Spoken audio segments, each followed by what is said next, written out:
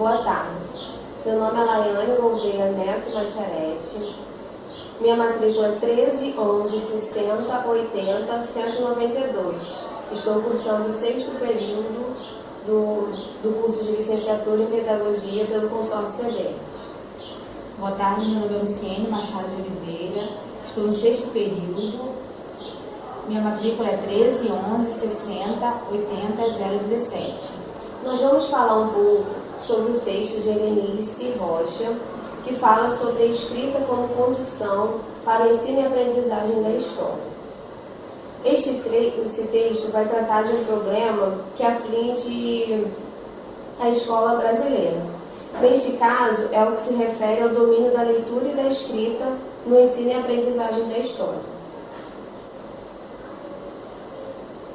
O texto apresenta uma análise pautada nos estudos da linguagem e na história da escrita, visando contribuir para a visibilidade do problema além dos muros da escola e para a sua discussão em outras bases.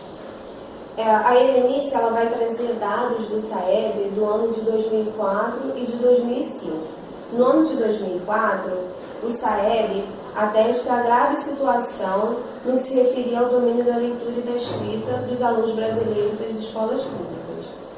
Ela diz que, ao final do ensino fundamental, a situação se agrava quando os alunos partem para o 5º ano. E ainda fica mais agravante a situação quando os alunos estão saindo do 9º ano.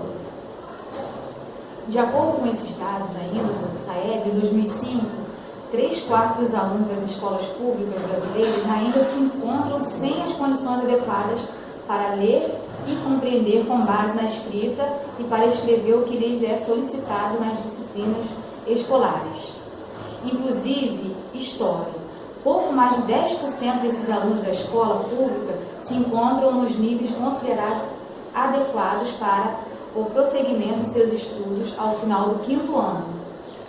A alteração desse quadro ocorre de forma lenta, por conta das políticas continuadas ao longo dos primeiros anos do século XXI, com metas que apontam para uma gradual melhoria ao longo das próximas décadas.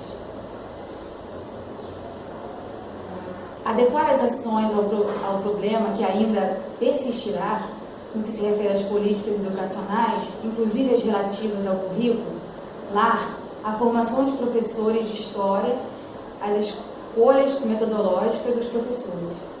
Ou seja, nesse trecho, a autora diz que para que o aluno compreenda a escrita da história, ele também precisa aprender a ler e a escrever história, não como um historiador, mas inserindo-se na lógica da racionalidade da escrita histórica escolar.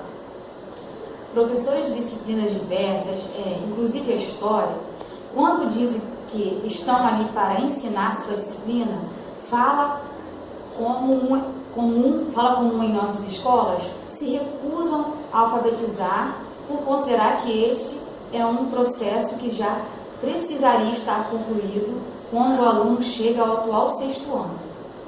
A escolarização, o letramento e a alfabetização constituem os 3 processos que se sobrepõem e resultam em diferentes condições letradas, que se modificam conforme o aprendiz vivencia novas práticas de leitura e escrita. As representações docentes sobre a capacidade dos alunos lerem, escreverem e aprender pela escrita funcionam como um fator relevante na escolha de estratégias didáticas que vão configurar o circuito didático da aula e a história a ser ensinada. A autora vai apresentar 2 escolhas didáticas realizadas por professores da escola pública, que adotavam posicionamentos diferentes na sua representação acerca das capacidades do aluno aprender a ler, escrever e conhecer pela escrita. Uma delas é a de que o aluno não sabe ler e escrever. A escrita entra em suas aulas como suporte do conhecimento já produzido, que deve ser copiado, visando a memorização. Os professores justificam suas escolhas na ideia de que ensinar os alunos a ler e escrever ao mesmo tempo em que ensinam a história. O outro aspecto é que os alunos sabem ler e escrever. E o trabalho do professor pode ser através da utilização e da produção de texto, pode ser através de elaborar um discurso com imagens e analogias, circuitos de atividades orais e escritas, além de outras aprendizagens. Agora nós vamos concluir o que o texto nos trouxe até aqui. A pesquisa fala dos professores das séries iniciais apontam a existência de um problema que afeta frontalmente o ensino e a aprendizagem da história.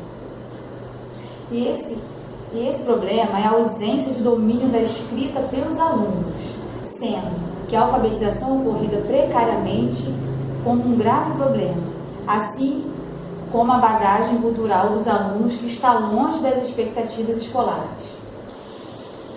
É importante que o professor elabore atividades em que os alunos produzam os materiais como desenhos e textos que funcionem como matéria-prima para o circuito didático e contribuam para a pluralidade de formas de pensar a história, com ou sem escrita. Vimos também que o texto fala que o conteúdo de história extrapola o tempo previsto de aula, visando dar conta dos programas. O professor estabelece circuitos em que os alunos devem ler o que transborda da sala de aula. Esse problema persistirá há algum tempo, independente dos desejos dos professores letrados.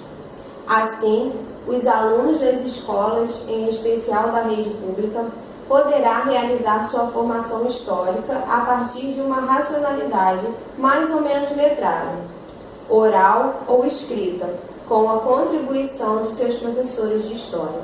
E assim finalizamos o texto de Lenice Aparecida Bastos Rochas, que fala sobre a escrita como condição para o ensino e aprendizagem de história.